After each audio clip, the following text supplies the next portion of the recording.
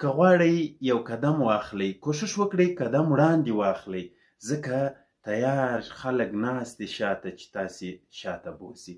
که غواړئ چې خیالونه او خوبونه وګورئ، نو لوړ خیالونه او لوړ خوبونه وګورئ، ځکه سپک خلک تیار شاته ناست دي چې په تاسې باندې سپک او کښته خوبونه وګورئ.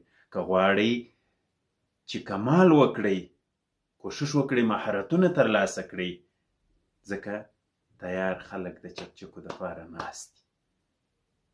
څنګه یې شروع کوئ؟ لومړی له کوره راووځئ چې اصلیت مو در معلوم سي، له ولسوالۍ راووځئ چې اصلیت مو در معلوم سي، له ولایته راووځئ چې اصلیت مو در معلوم. که غواړئ چې نور مو هم اصلیت درته معلوم سي، له هېواده ووځئ چې څه لرئ هغه به درته معلوم سي چې تاسې مخکې هیڅ نه درلودل. باید کوم مهارتونه ترلاسه کړئ چې بریالي انسانان واوسئ.